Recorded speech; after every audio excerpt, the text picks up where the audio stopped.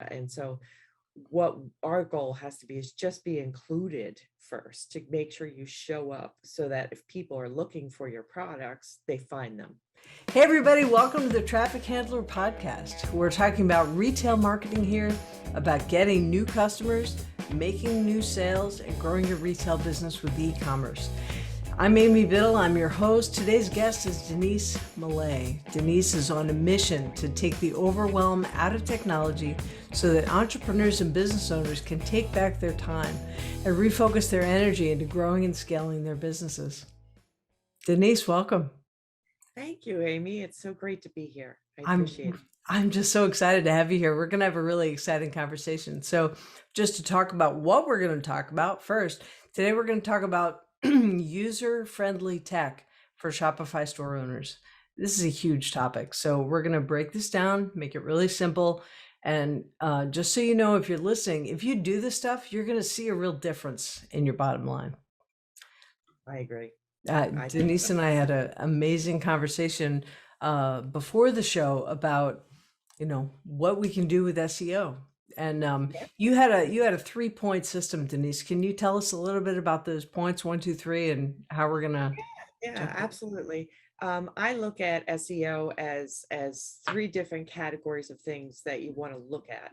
And the first one is things you do, tactics, things that make the ranking where you show up in search engine results higher or lower. And we're not going to really talk about that today because that's not really what the focus has to be when you begin. So we're going to put that one aside. The second one is on-page SEO, we call it, which is the meta tags and the things you can do when you set up a product within Shopify that can help you be seen on search engines. And then the third topic is really the content pieces, the things that you can write to support your product so that search engines will find you.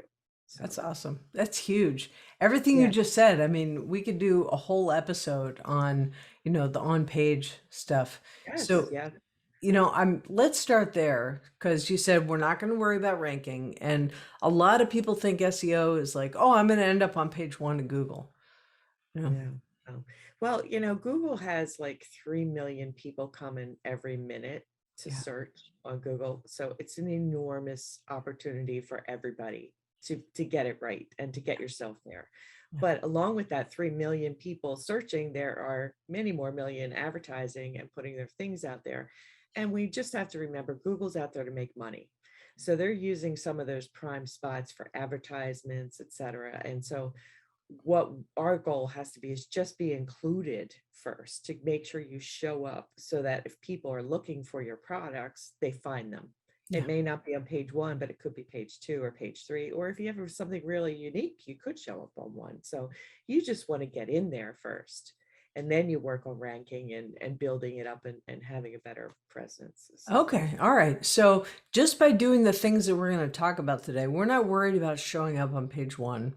We're not Right. worried about ranking. So this is not what this conversation is about. But, now let's get a little bit into point number 2, which is really the launching point of our conversation today, which is the on-page stuff.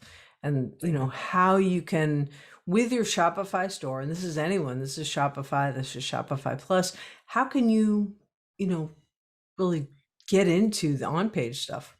What's interesting is Shopify makes it super easy to do this. So as you're adding a product and you look at your pages, at the very bottom, you'll see a sample search engine entry that shows up on search engine results, right? So if you fill out the title and the description, right? The title, you have 70 characters and the description, you have 320. If you fill that out with the things that people are going to search for to find your product, then that's going to be used in the search engine results and in the database in Google. So all you have to do is fill out those 2 fields and that catapults you forward. And then the other thing that you can do is when you have a heading on your page, so the very, very bold, big print, that's Yes. your heading. And we call it a H1 tag, but that's too techy, but the header tag, that is also used to scan when they're scanning pages to find stuff to index you and put you in the database. Yeah. You need one of those headers in big bold print, and that's used along as well. So those Okay. three things are very important to get into the database, and they show you a sample of it right at the bottom of the page. So if you just fill out those fields, you're going to get indexed, we call it, and included. So Okay. All right. yeah. Indexing is a science all by itself also. So let me cut away for just a second because I want to do our sponsor plug. Today's episode is sponsored by Schema app for Shopify. They enable you to connect with customers at the beginning of their buying journey, and adding structured data to your Shopify store helps search engines better understand your website. This increases the chances of customers finding and purchasing products or services like yours. Get started today at schemaapp.com. That's SCHEMAAPP.com. Thanks. I'm back. Okay. So let's talk There's one about. last, there's one Okay. last Oh yeah. there's one last piece of data that you can do in Shopify that really is helpful. Okay. If you had put an image on a page, so your image of your product, and you click on that image, it brings up a pop-up box.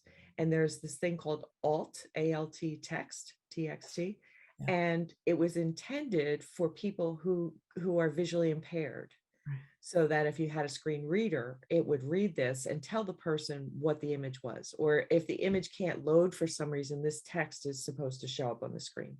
Yeah. But what people use it for now is another way to put a description of your product, because Google will also take that and link that to the image and link that to you and your website. So it's just another opportunity to put, 50 or 60 character description Yeah. with your product to help boost that you get included.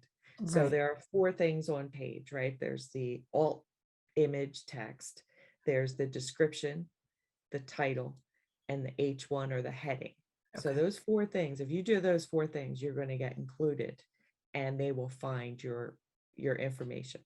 So Okay. I just want to make That's sure awesome. you had that in there. So let's say a store owner has a bunch of SKUs. They have a whole bunch of inventory and they've never done any of this. How important is it that they go in and, kind of go through each of the products and get all this information in there?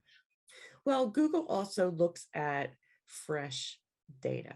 They don't like Oh, stale data. So even if you have a product that's been out there for a long time, and even if you did these things, you want to revisit on a regular basis just to make sure it's accurate and up to date. And they go through the Shopify database on a regular basis and scan through the products, I'm sure, to pull out data for them because they want to be current. yeah. So if you were to make changes today, as they're going through the Shopify site to find their content that they want to serve up to their users, Yeah. they're going to find the changes you put in there because it's going to be fresh and it's going to be current. It may not be overnight, Okay. but it will be helpful to do. So if you haven't done it before, I mean, Shopify sticks some stuff in there off of your page, but it's not often helpful and doesn't describe the product because they'll just take the first 70 characters and that could be like nothing to describe the product. It could be your intro. Yeah. So you could go back and adjust these things and update them, and it would make a huge difference. Okay. So there's how Google thinks, which in the grand scheme of things is one of the great mysteries of the universe. And then, so we don't know the timing that they're going to do this, but they are going to reindex or reread the data on the site. So let's say now, I know some of our members, some of our listeners have thousands and thousands of products, and going through and updating their product pages and updating their Description. websites is really sort of a big deal. But so's the on-page work. I mean, Mhm. it's kind of a big deal. Mhm. So Yeah, I get it. And I think you could take your most profitable products yeah, first. You could take the ones that you want to move, the newest yeah, or the most attractive, and just start yourself a system to do, 5 or 10 a week, or get your VA or someone who's helping you maybe to do 5 or 10 a week, yeah, and just do it gradually. I mean, it can be a heavy lift if you haven't done any of it. But another thing they can think about is the template they use when they create a new product. Oh, They yes. can make sure that what's on that page in the description in the first 320 characters are going to get put in the description by default. Right. So you could make sure your page, when you actually create a new product, that has that in there. Yes. And the heading is going to go into the title, So if you actually make your headings, descriptions on your page better to describe the product and show up at Google, then you kind of save yourself a thing, because Shopify will put that stuff in there, but you have to make sure it's at the top. So It's better to have more control though, right? absolutely, absolutely. I mean, people are searching with specific words, Yeah. and you're trying to match what they're searching, so Yeah. you get included. So I would not think that the template and the page is the best way to go, but Right. you can start there if that's your beginning place, especially if you're in a fast-paced thing and don't have a lot of time to do a lot of that up front. But I definitely agree. You have to go back and spend the time and be specific. Right. Now, Right. the thing you said about how to choose the items in the store that you're going to update, start with your best sellers, start with your most popular products. And by doing that, you're actually naturally working with that Google algorithm Right. that, they're going to come through, they're going to send, bots. These are not the same bots as Facebook bots. These are different Yeah, bots, but they're going to send, technology through the store to read it, to read the site fairly regularly, right? absolutely. So regular updates. There are programs that run continually, and they call them crawlers. So Crawlers. basically, they just follow links. They get to a page, and then they say, okay, well, what is linked to this page? And we'll go to visit all those things that are linked to it. So they probably start at Shopify and go store by store and go through, but they'll look and say who's had changes recently. Okay. And if you haven't changed anything, well, then there's nothing new for them to look for. Okay. So that's one of the reasons you want to keep it up to date or keep it fresh and continually make changes to your store. If you just have a store that's sitting there for 3 years and you never change anything, Yeah. which I'm sure isn't the case in Shopify, because things move rapidly in e-commerce, but some people Yeah. could be there just with their books or whatever. Yeah. If you don't make updates, Right. then the programs are not brilliant. They're smart, but they're Right. not brilliant. Yeah. So they can only read data. And if that date hasn't changed, then there's nothing new for them to look at, That is so brilliant. So regular updates are actually going to help. right? Help you be re-indexed and rescanned, all your information be rescanned. Okay, that's super cool. Yeah. We have a in my group, we have a kind of a checklist of like how to self audit Hmm. your business, and I could see that doing this on page SEO work, the H1s, the titles, the descriptions, and the alt tags, those should be regularly updated Right. through the site just to keep the content fresh Right. Right. and for helping the crawlers. That's cool. I'm gonna add that Right. in. I learned something today. Thank you. Yay. That's my goal. So What we do. it is what you do. It's the magic, and just, for those of you who are either coming in late, listening on double speed, or can't wait to get to the end.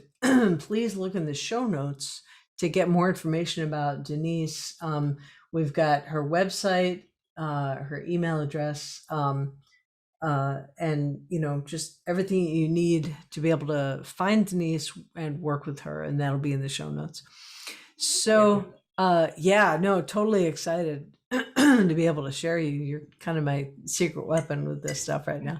So all right, so do you have anything else to add with point number 2 on page No, I one? think we've kind of done it. And I think if people just start getting into a habit, it will yield results for them. That's It awesome. it it may be a slow burn at first, but it will come up for them and show up. So That's good. And in general, search engine optimization, SEO, that's a long haul kind of it work. is. It is a Yeah. it is a long-term strategy. Yeah. It is not a get rich quick overnight serve you up, whatever. It's a consistency factor. It's being consistent, it's being relevant and up to date. And Yeah. they're actually kind of simple tasks. It's not like you have to write a white paper on every product you have or make a big to do about it. It's really simple steps, Yeah. but consistency and frequency makes a big difference. So So cool. Excellent. yeah. All right. Should we move on to your content formula? Yeah, sure. Yeah. So the third point or third type of SEO search engine strategies we talk about is we have to remember that Google is selling advertising. They want their searchers to stay on their site. So they're going to see tons of ads because the more that people click on the ads, the more money Google makes. And that's just like the basics. So we have to understand that. Mhm. Now, Google looks at content, which is written content, as they value it by this formula called the EAT formula, which is expertise, authority, and trust. Okay.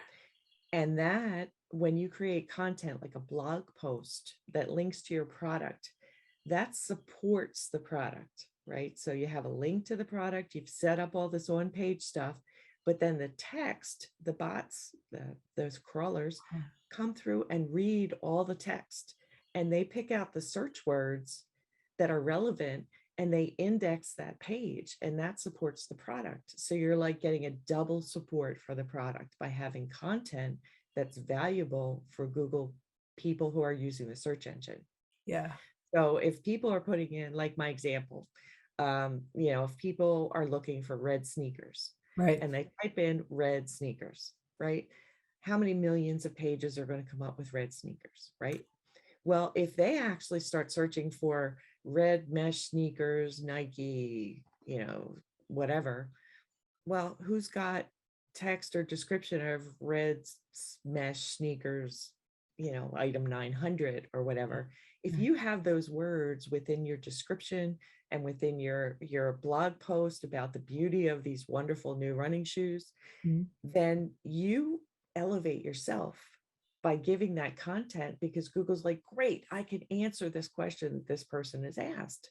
So you're providing useful information, useful content Yeah. that links to your product. So you're just increasing the chances that you're going to be served up as a result in the search engine. So Does that cool. make sense? Yes, it's perfect. So the So EAT formula that you're talking about, expertise, authority and trust. authority, and trust. Okay, expertise, authority, and trust. So, how about for all the people who don't want to blog? Is there really a choice? Or, they really, not really, huh? You kind of have to do it if you want to be part of this.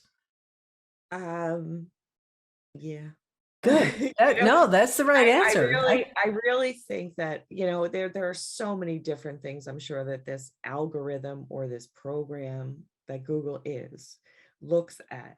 But Mhm. if we remember their bottom line is they want to show ads and they want their people to stay and search through their pages, right? Yeah. And us people that are trying to get organically without paying for ads, Right. we're there, right? Yeah. Yeah. So there might not be an ad for red mesh sneakers, Nike, style 900, right? Yeah. So Google might not have an ad for that, but they're going to have to deliver results either way. Right. And they want to deliver the most helpful and useful stuff. So if you have that content that describes these sneakers and how amazingly wonderful they are to the world, and they're going to make you float and jump higher and do all these things, I want these.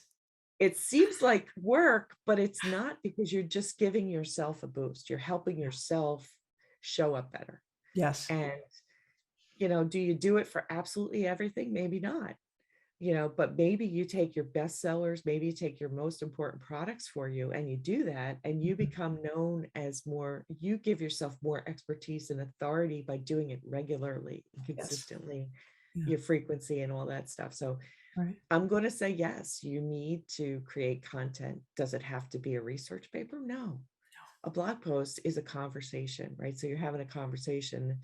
And yes, you want to use the words that people are going to try to search for Yeah. in that conversation. Yes. Let's be serious about this. Like, don't call them fuchsia sneakers, call them red because Yeah. that's what people are looking for. Okay. So Right. make sure you can figure out what people are looking for and Mhm. use that in Yeah. the text. And I think in the long term, simple things like creating a few paragraphs and sharing your views in a blog post on a regular basis can really help. And the linking, making Yes. sure Google loves links. They love links because you're giving them an opportunity to find out more and to connect more things together in their database. And that all builds up your authority and your expertise. And it's going to help them trust you to be trustworthy with their customers. Right. Does that make Right. That sense? makes Or did so I much just sense. Yeah. talk that crazy triangle about trust? Yeah. Well, yeah, no, it makes perfect sense because we have a client member, somebody who actually hires my group to do ads and help with ranking and, on page and sell more stuff, basically. So I think her top 7 or 8 pages, Mhm. looking in like Google Analytics, for example, they're blog posts. And those blog posts lead to product pages. So, without even running ads to blog pages, Right. no, that's now there's always going to be a cost, right? You're going to pay yourself by doing the blog posts, or you're going to buy traffic. And, depending on how you do it, pay me now or pay me later. You Right. got to do And, it that way. and there's no guarantee on either side. But I will say that once you get into the rhythm of it, and I would say to people is, okay, if you were searching for your products, Yeah. right? You have a product and you were searching for it. And I know you're a little close to the subject, so it's a little bit hard to think that way, but step out and put Mhm. yourself in somebody else's shoes, Mhm. and they're trying to find your product. Yeah. What would they search on? Right. Would you go to Google in that one line and put in to hopefully find the best options to get to your product, Right. Exactly. How do you right? find those though? Are there tools that you recommend for looking up keywords, or do There, you just kind of make it up? I like to say use Google first. Mhm. Okay. Type in, I'm serious, type in red sneakers and you see the number of results that you're going to get. And it's going to be 16 billion, right? Because there's a billion red sneakers. Yeah. Well, then go add a few more words of description on there and see how that number narrows down. And if there's 10,000 or 50,000 or whatever, you're getting close to Mhm. something that's more relevant to real people. And people want the real thing. I Mhm. mean, they'll put in red sneakers and they'll be like, oh, I don't have time to look through all these pages.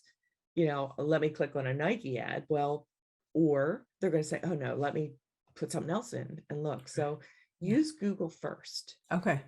and don't make it more complex than it needs to be. Use Google first and see what they show up for your products, for Really? your, And so you're just going to the search engine results pages. That's all you're looking at is yeah, type in the item that you want your prospect to look for on your what site, what they're looking for. what they're Like, looking what for. are they looking for to get to your product? Right. And then That just look at the where they results pages, the ads and the organic, just to see what comes up. And then if you right, look, so what you're saying is if I type in red sneakers and it's like 16 billion results, that's going to be hard for right, Google to make sense of. But if I put in more description, in right, what I'm searching for, and there are fewer results. Now, we're not talking about ranking, but we're just talking about indexing and having Google being able to serve up our store right, right, more reliably. Okay. right. And you never know. I mean, the red sneakers in a retail thing, it's probably a really abstract or too simple of an explanation. But Yeah, I don't think it is too simple. okay, well, I I mean, but think you it's just good. get to the descriptors and think about it with words even, right? So when you see a picture of somebody Mhm. and all right, you're trying to write something, right? And you're writing this description. Well, if you didn't know if the product was for women or men, Right. your language is huge, right? Right. And if you know it's for women, you cleave your language in half the Right. minute you know it's for a woman. Hmm. Well, it's a database and it's all words that they're trying to do this, and they're using a formula or whatever to rank it, but Yeah. it's really just the words. So Yeah. think about how when you go to write something, If you know it's day or night, well, that cuts half of your language out, right? I That's mean, it. that you wouldn't use evening or dusk or twilight or all those things, right? You would Right. use daytime. Yeah. So think about it in the most simplest of terms and get to the point where you create content that's useful. I mean, Mm. don't create garbage. I mean, it's Yeah. something really useful. Tell them your opinion, tell them why you're selling this, tell them how it's great it is, and why it excites you. And that's going to excite other people. Yes. So it can't just be flat and here's a red sneaker in a gray box, there's always, that doesn't help. But share the real thing, and authenticity makes you more of an authority, more expert. And I'll tell you, those blog posts that you say people get the most hits on, I Mhm. bet you if you read them, they're really personal, they're authentic, they're They just are. conversational. Yep. They're not like salesy or anything. You don't have Nope. to have big formulas. You just have to speak to people at the level. You have to get in your customer's head and speak to them. Mhm. Does that make sense? Awesome. This is so good. So I see that we're running out of time. That And went fast. I know, super fast, right? So, but the other thing is the people who are listening to this podcast or watching on YouTube, they're really busy. So I just wanted to have you on to talk about amazing, usable, practical things you can do in your store to make, meet new customers and make more sales. So I'm just so excited that you've been here, Denise. And in addition to having you in the show notes, do you want to put in a plug real quick for Sure. I would just like you? anybody wants to come to my website. It's mmediagroupllc.com. It's a mouthful, but that's what it is. Mhm. Just go to the website. There are plenty of ways to contact me, all my Facebook, Twitter, Instagram, all that stuff. And the email address is denise@mmediagroup.com, mmediagroupllc.com. Awesome. So That's great. Thank you happy so to much answer for any being here. questions anybody has. So This reach is out. so good. So good. All Thank right. you, Let me Amy. finish up with a Have me. sponsorship plug. Today's Sure. episode is also sponsored by Bold Apps. Bold offers a full suite of proven apps for Shopify and Shopify Plus to help grow your online store, all backed by industry leading support, including bundles, upsells, subscriptions, and much more. You can find them at boldcommerce.com. So, Denise, thank you so much for being here today. And, this It's is been my pleasure. Thank you so much, Amy. mine It's really too. great. Mine too. Thanks. So, you've been listening to the Traffic Handler podcast, getting new customers, making new sales, and growing your retail business with e-commerce. I'm your host, Amy Biddle. Get more at amybiddle.me. And until next time, go sell more stuff.